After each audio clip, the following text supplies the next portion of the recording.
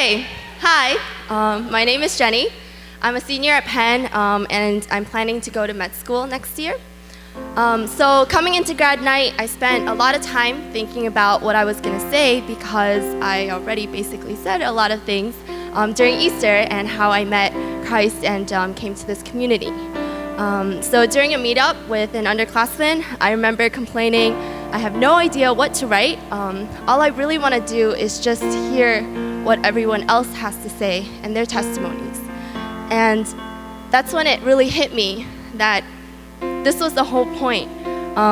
The people here tonight, 2015, they've become so important to me that all I want to do is really just hear their stories, hear their struggles, and hear themselves have the courage to pour out their hearts to this congregation. And for the first time, I felt so invested in a community that it actually mattered, the people here and the relationships that it had in it. So, some background, growing up, I was that kid that moved around a lot. I go to new schools, make new friends, and leave before I could really establish a lot of real roots. And because of this constant turnover, I didn't really see a big point in getting closer to other people. And I learned that if I didn't really go deep, then I could shield myself from the pain of leaving. So when I came to Penn, I had the same mindset. I made a lot of social friends, people that I could just hang out with or go to events together, but not really share deeply. And that was the lifestyle of Penn, breadth but not depth. But in that though, my view of friendship became really jaded. I questioned whether people can really truly love one another selflessly because everyone is so caught up fighting their own battles. Coming into GCC, this idea really shattered when I met my first, best, and closest friend, Jesus Christ. And I know it sounds kind of cheesy, but Christ is really that one person who's there through my successes and failures, my doubts in this whole med school journey, my loneliness, no matter where I am, no matter how broken I am.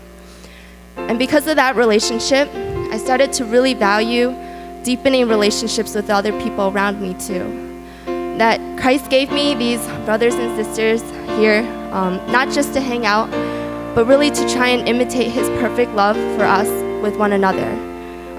People to go on spontaneous late night Chinatown trips with, people to have 5-hour heart-to-hearts with, people to dance and worship the Lord with no shame, and really run this marathon of life together. And for the first time in my life, when I'm leaving here, these roots are actually so meaningful that it's going to be really hard to just cut and leave behind. So I want to just end with one of my favorite songs, Jesus, Lover of My Soul.